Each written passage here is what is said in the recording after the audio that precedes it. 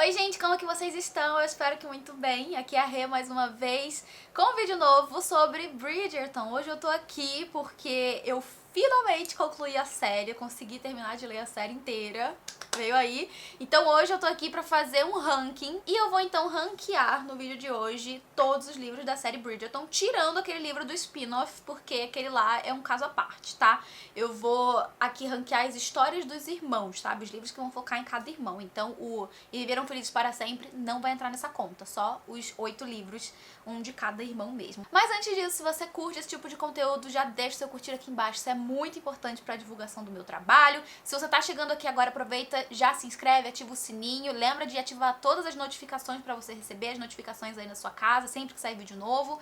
Te convido a entrar no canal de novidades lá no Telegram. Esse é um canal em que só eu publico, então você não vai ter conversas paralelas, você pode entrar lá tranquilamente que você vai receber novidades de vídeos, de posts no Instagram e também quando tiver promoção que esteja valendo a pena, a gente compartilha por lá também e o link fica aqui embaixo sempre, então é isso. Também é claro, quero lembrar vocês que a gente tem o clube de apoio coletivo no Catarse, o link fica aqui embaixo, você pode clicar para conferir todos os benefícios que você recebe se tornando um assinante e contribuindo diretamente com o meu trabalho para que eu continue aqui na internet falando sobre livros. Eu já falei sobre isso em outras ocasiões, mas sempre chega gente nova por esses vídeos de Bridgerton, então eu vou avisar de novo que existe aqui no canal uma playlist com todos os vídeos focados na série. Eu estou fazendo resenhas exclusivas de cada um desses livros, focando com e sem spoiler nas histórias, trazendo mais detalhes desses livros, já que eles estão meio frescos ainda na minha cabeça. Então os links ficam aqui embaixo, né? Eu vou deixar o link da playlist na descrição aqui do vídeo pra você conferir tudo que já foi publicado aqui no canal referente a Bridgerton. Então hoje eu vou fazer esse ranking aí com vocês dos livros de Bridgerton. E antes de eu começar, eu quero te perguntar qual que é o seu livro favorito e o livro que você menos gostou da série, é claro, caso você já tenha lido, né? Comenta aqui embaixo. Bom, gente, eu comprei o e-book, na verdade, dos livros, né? Aquele box com todos os livros para o Kindle, então eu li tudo em e-book, eu não tenho os livros físicos e conforme eu for comentando eu vou deixando as capas aqui pra vocês se situarem aí, se lembrarem, mas quem já leu acho que vai saber e não vai ter muita dificuldade. Eu vou começar então pelo livro que eu menos gostei e vou subindo aí até o que eu mais gostei. Quem assistiu aí uns vídeos recentes do canal, meu vídeo de leituras de maio, vai lembrar que eu falei que eu não gostei muito do livro do Gregory, que foi o A Caminho do Altar, e coincidentemente ou não, aí o último livro de Bridgerton. Eu não curti esse livro. Eu achei um livro muito chato, uma história muito parada. Ela só começou a caminhar e ficar um pouquinho melhor pra mim depois da metade, sabe, da primeira metade. E eu já não tava nem tão interessada assim, eu só tava mesmo terminando porque era o último livro da série. Eu falei, eu vou acabar. Não gostei tanto assim, por isso tá aqui na minha última categoria, né, o último livro que eu coloco aí nesse ranking. Infelizmente, eu achava que fosse gostar mais, porque o livro começa de uma forma muito interessante, que é uma cena anterior ao que vai acontecer ali no livro, né? A gente tem uma cena do Gregory invadindo um casamento, né? Impedindo um casamento de uma moça, que seria, então, ali no caso, a mocinha da história, né? Então eu comecei o livro com altas expectativas, falei, nossa, vai ser muito legal, o Gregory vai impedir um casamento, vai virar um bafafá. Mas, sinceramente, não supriu as minhas expectativas, sabe? Eu achei chato. Achei um livro muito, muito chato, muito parado, morno, sem graça, tá? Quando tiver um vídeo exclusivo aqui no canal sobre o livro do Gregory, você vai entender melhor, né? Porque eu vou falar com mais detalhes. Mas, no geral, gente, assim, prometeu e não cumpriu o que eu tava, sabe, esperando. Então, por isso, ele vai ficar em último lugar. Em sétimo lugar, eu vou trazer um livro que eu tava super curiosa pra ler, que é o livro da Francesca, que no caso aqui é um conde enfeitiçado. Gente, a Francesca, ela é, assim, um fantasma em toda essa série. Ela tava sempre de fundo, a gente quase nunca ouvia falar sobre ela. Eu acho que, assim, teve em uma ocasião, acho que no livro do Benedict ou no livro do Colin, eu não lembro, mas tem alguma ocasião que a gente ouve falar sobre a Francesca, que ela foi, parece que a primeira irmã de todos ali que se casou, e ela se casou com um cara que era um conde escocês, ela foi embora pra Escócia e acabou, sabe? Ela não vive ali, não convive mais com os Bridgerton. Então, como a gente não conhece ela, a gente não, sabe, eu nunca, nos livros anteriores, até chegar no livro da Francesca, que é o livro de número 6, eu nunca tinha visto a Francesca, sabe, aparecendo, eu nunca tinha ouvido falar dela, então eu tava muito curiosa e esperava conhecer mais dela, agora que a gente chegou no livro dela, e isso pra mim Não acontece, gente. Esse foi um livro que, assim, eu comecei o livro esperando saber mais sobre a Francesca e eu terminei sem saber muito sobre essa personagem, sabe? Ela é uma mulher, como eu falei, né, que se casou, acho que de todas as irmãs, ela foi a primeira a se casar. Daí, eu acho que foi isso, se eu não tô me enganando, tá? Se eu estiver falando besteira, vocês me corrijam aqui embaixo. Mas ela se casou com esse conde escocês, ela foi embora pra Escócia, ela vive lá. Só que esse foi um casamento super curto, porque ele morreu muito jovem, né? Acho que com 2 anos de casamento o marido dela morreu. E aí todas as posses dele ficam pro primo, que é o parente mais próximo, que é o Michael, que é o cara que a gente vê ali desde o começo do livro, desde a primeira página. O livro começa ele falando que ele sempre foi apaixonado pela Francesca, e a Francesca, né, ali prometida pro primo, no caso, né, casou com o primo e tudo mais, então assim, era aquela coisa do amor proibido, que ele evitava ficar, né, perto e tal, presente, porque por mais que ele fosse um libertino, né, que ele saísse com várias mulheres ali, que ele tivesse várias relações, ele se mantinha amando muito a Francesca e ele não conseguia esquecer ela. E daí quando esse cara morre, né, o marido da Francesca morre, acontecem várias coisas. Além de ele herdar o título, ele vai embora, né, ele some dali, o Michael, no caso, some dali, e a Francesca passa a decidir que ela quer se casar de novo, depois de um tempo, né, óbvio, ela decide que ela vai querer casar de novo, porque ela quer ter filhos. Aí a gente vai acompanhando aí, né, todo o relacionamento dos dois crescendo e tal, se desenvolvendo e tudo mais, mas eu fiquei o livro todo me perguntando quem era, sabe, a Francesca, tipo assim, eu não vi muitas características dela, parece que eu não conhecia essa personagem, sabe, parece que pra mim ela era só uma mulher que casou com um cara, foi filha de um visconde, agora casou com um conde, agora tá se descobrindo apaixonada pelo primo do marido. E, sabe, assim, a gente não vê muito das características dessa personagem no livro, então isso me deixou um pouco decepcionada com a história. E esse de todos, esse é o livro mais, digamos assim, erótico. Ele é o que tem mais cenas eróticas e várias pessoas até estavam ansiosas que eu lesse esse livro justamente por causa disso. Que várias pessoas me falaram, esse é o livro mais hot da série inteira e realmente ele é o livro mais hot da série toda. E tem muitas cenas que eu acho que talvez não fosse tão necessário assim que tivessem, né? Mas que a gente visse mais um pouco da entrosação dos dois pra gente poder entender o que um gosta no outro, sabe? Por que o Michael é apaixonado pela Francesca? O que fez ele ser apaixonado por ela, né? Tipo, quais as qualidades dela, as características e tudo mais. Assim, tem pouquíssimo disso acontecendo na história, né? A gente conhece bem pouco dessa personagem. Então eu senti que não me satisfez tanto quanto eu estava, né, nas expectativas, assim. Porque era um livro que eu queria muito conhecer logo pra poder saber quem é a Francesca, que não aparece praticamente nessa série inteira. E é isso, gente. Assim, me decepcionei. Eu achei que eu fosse encontrar outra coisa. Mas ainda assim não foi o pior dos livros, né? Tanto que ele tá aqui em 7º. Mas confesso que esperava bem mais. Bem mais. Em 6º lugar, eu vou comentar sobre Para Sir Philip com Amor. Ai, gente, era outro livro que eu tava com tanta expectativa. Eu gosto tanto da Heloise, tanto. E eu gostei muito de como esse livro começa, né? Porque ele é como se fosse o que acontece hoje em dia, na atualidade, né? A gente conhece uma pessoa online, começa a conversar com ela. Você vai vendo que é de confiança, em algum ponto pode ser que esse relacionamento vá pra frente. Inclusive, eu sou casada fruto de um relacionamento desse, que é de internet. Então eu fiquei muito curiosa pela história da Heloise, né, porque ela começa a conversar com o Sir Philip através de cartas, porque o Sir Philip era casado com uma prima distante dos Bridgerton, essa prima morre, e daí a Heloise escreve pra ele pra deixar ali suas condolências, e aí que eles começam a trocar cartas e um vai ficando interessado pelo outro, né, mas por motivos, assim, de interesse, né, obviamente que a gente conhece a história, né, mas, enfim, isso é mais velho que andar pra frente, essa história de que casamentos eram negócios, né? Era tipo, todos os casamentos praticamente eram por conveniência, era porque um tinha algo que convinha ao outro. No caso do Philip, né, do Sr. Philip, ele acabou de ficar solteiro não, viúvo.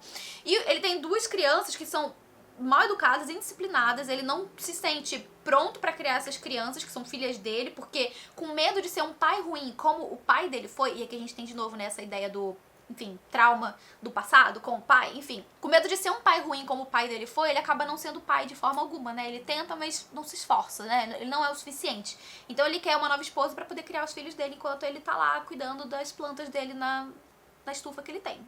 Tudo bom? Ai, maravilhoso esse cara, né? Por outro lado, a Heloise, ela quer ter um esposo, né? Ela quer se casar, porque ela, assim, aceitou que ela não quer ficar sozinha, né? A amiga dela, a melhor amiga dela, acabou se casando, então ela tá vendo que ela tá ficando sozinha, ela não quer ficar sozinha, ela resolve que ela quer se casar e ela se interessa pelo Sir Philip e ela vai até a casa dele. E, assim, é interessante esse começo, sabe? Eu tava muito curiosa pelo livro quando eu comecei, porque é um começo muito promissor. Mas eu senti que o desenvolvimento da história em si, né, desse casal, desse romance, não me agradou, sabe? Não aconteceu de uma forma que me agradou, porque a gente vê o tempo todo essa ideia da conveniência, o que é óbvio, tem tudo a ver com a época, mas eu senti que até a gente chegar na parte do romance demorou bastante, sabe? E, enfim, é um livro que algumas atitudes da Heloise não me agradaram, ao mesmo tempo que esse cara, eu não gostei dele desde o começo, o Sir Philip pra mim não me desceu, então, assim, sabe, me decepcionou em alguns aspectos, então deixei em sexto porque eu esperava muito mais. E daí em quinto lugar vem então o Do Que Eu, o primeiro livro da série. Esse foi um livro que, assim, gerou muitas polêmicas, né, por causa da cena lá que a gente já falou em outras ocasiões, inclusive no vídeo sobre o livro que eu fiz aqui pro canal, eu comento sobre essa cena.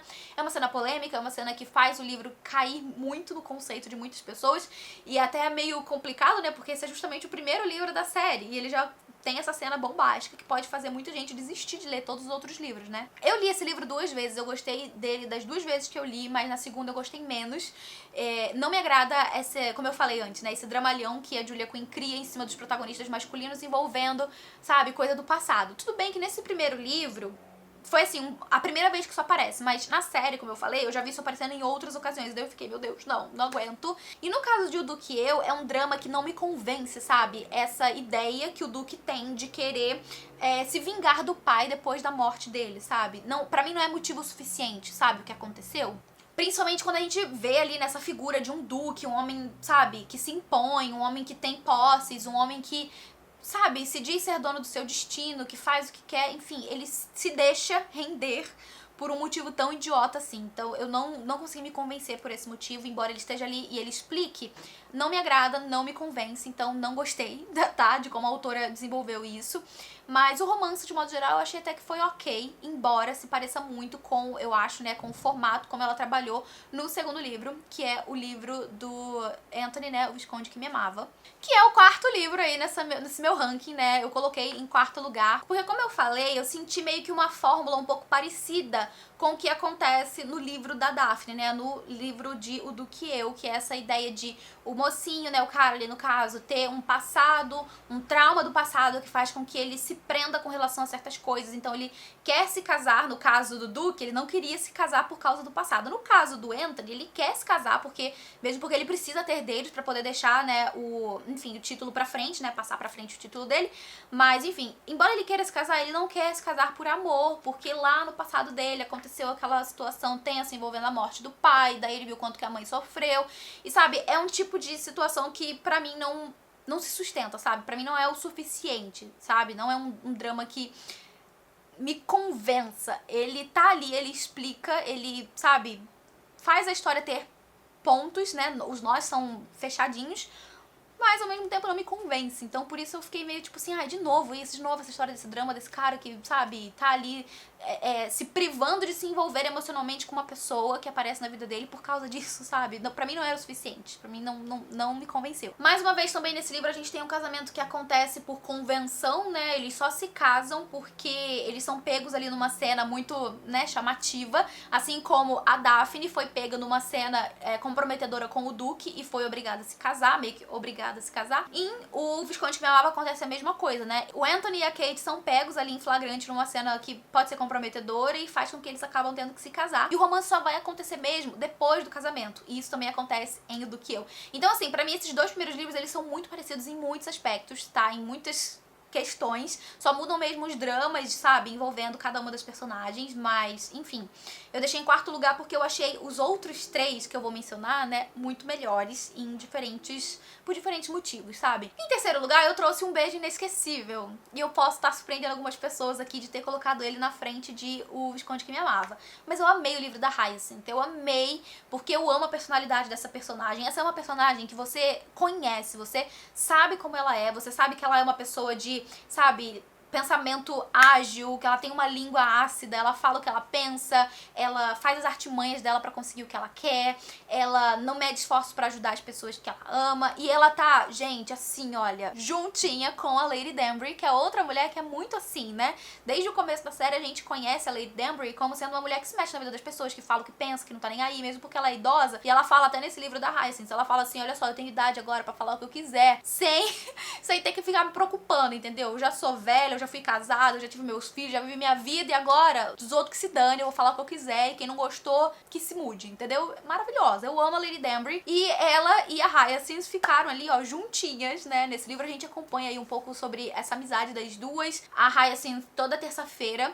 vai na casa da Lady Danbury pra poder ler pra ela, e o mocinho dessa história, ele é neto da Lady Danbury, e a gente vai acompanhar um pouco do passado dele também familiar, porque existe um segredo envolvendo ali a família dele, que eu não vou mencionar pra não soltar spoiler, mas tem um segredo envolvendo a vida dele, e é por causa da Lady Danbury, né, de conhecer um pouco da Lady Danbury, que ele vai acabar também se aproximando da Hyacinth, mesmo porque ele descobre uma carta da outra avó dele, que é em italiano, e boa parte da história a gente vai acompanhando ali, ela, assim, se move através dessa carta, de uma caça ao tesouro, através dessa carta, que tá escrita em italiano, e a Hyacinth teve aulas em italiano, então ela vai acabar ajudando ele a traduzir um pouco dessa carta, pra poder tentar descobrir um pouco, sabe, do conteúdo da carta e do que eles acabam tendo que procurar por causa dessa carta. Então, assim, eu achei muito legal toda a construção, sabe? Não só do romance, que a princípio, assim, eles não se ligam muito um com o outro, mas eles vão se aproximando por causa desse objetivo comum. A Hyacinth, ela é uma menina, né, uma mulher, assim, que se move muito pelo interesse, pela curiosidade. Então, quando ela descobre que existe aquela coisa na carta que ela tem como descobrir, ela mergulha de cabeça naquilo e ela não tá nem aí pro carinha, sabe? Ela só quer mesmo encher a cabeça dela com aquilo que, sabe, aquela nova tarefa que ela tem pra fazer. Então é muito legal acompanhar, porque eu acho que é um romance que ele surge de uma forma muito natural. Além, é claro, que tem aí todo esse pano de fundo, né, de descoberta, de tradução, de descoberta também do passado, do carinha. Então eu gostei muito do livro por todos esses motivos. Eu acho que ele entrega muito de conhecer esses personagens, ele entrega muito o desenvolvimento desses personagens, ele entrega muito também desse romance. E é claro, também tem todas as questões ali do entorno, né, dos demais personagens, que envolvem inclusive Lady Danbury e outras personagens que a gente já viu aí nos outros livros. Então eu gostei muito, gente. Foi um livro que eu gostei muito mesmo e ficou aqui em terceiro lugar. Em segundo lugar, eu trago Os Segredos de Colin Bridgerton, porque eu gostei demais desse livro. Pra mim, assim, ele é o livro do Colin, mas ele é muito o livro da Penélope.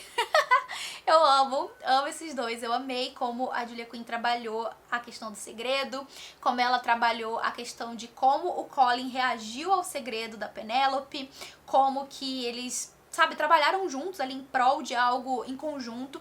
E eu amo muito esse livro porque ele é um romance entre amigos, né? São pessoas que se conhecem há muitos anos, e o Colin já tinha até, tipo assim, deixado de lado a ideia da Penélope, porque ele sempre enxergava ela como uma amiga, até que ele passa a enxergar ela com outros olhos. E eu gosto muito que esse é um livro que ele faz a Penélope ter a justiça que ela merece, entende? Porque ela sempre foi uma moça muito menosprezada pela sociedade, embora ela seja uma das melhores personagens da série, ela sempre foi muito menosprezada e sempre colocada muito de lado, sempre, tipo, sofria humilhação, né, por uma personagem que a gente conhece ali, né, a Cressida e o grupinho dela, enfim. Eu senti que esse livro ele veio mesmo pra dar justiça pra Penélope, pra mostrar que ela tem ali, né, todo o direito, ela é uma personagem maravilhosa, ela tem todo o direito de ter essa história de amor, e é muito fofo. Eu achei muito fofo esse livro, como que o Colin tá disposto a defender a Penélope com unhas e dentes, independente do que aconteça com ele.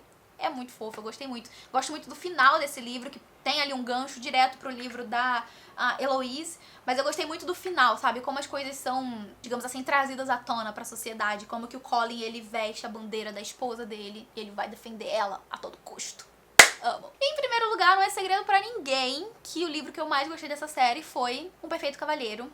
Ou quase um perfeito cavaleiro, no caso. Já tem vídeo aqui exclusivo sobre a história do Benedict. Eu amo a história do Benedict, ela é a minha favorita.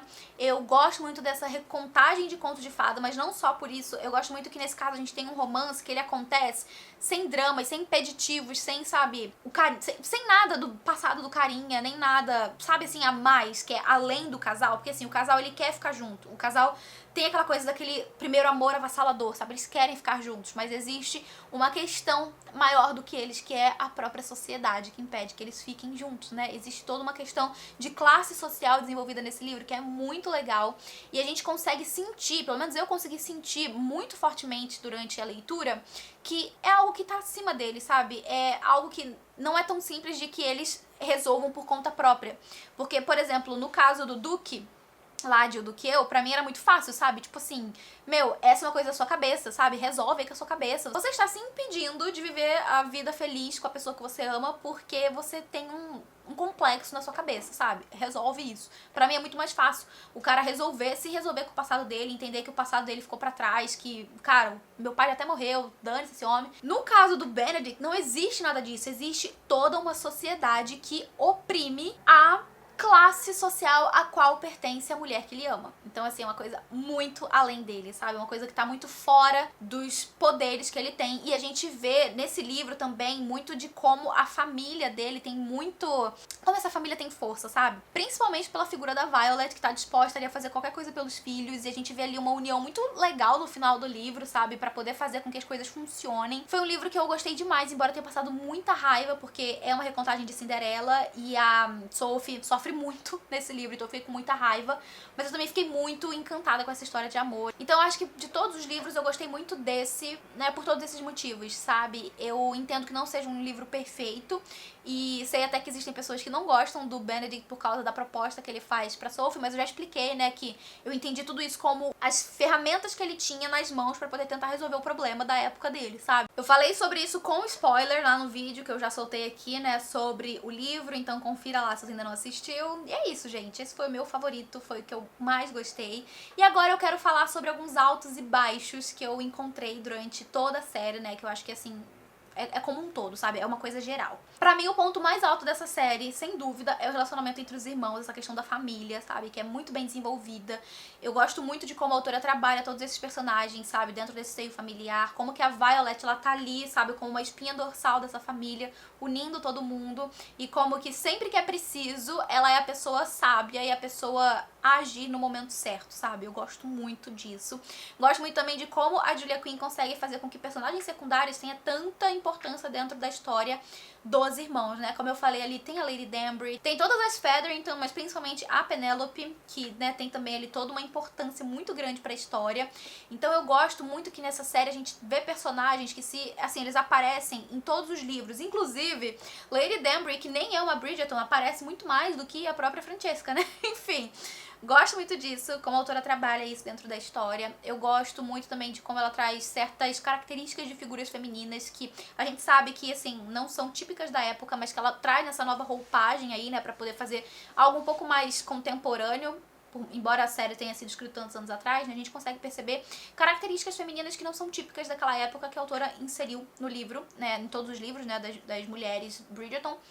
Não gosto, como eu falei com vocês aí, né, dessa repetição que eu vejo de tramas, coisas que já aconteceram em outros livros que ela traz de novo ali, né, e que, sabe, aquela coisa que tá sempre acontecendo, como nos dois primeiros livros eu vi mais repetidamente, né, assim, eu senti mais repetidamente essa construção de trama.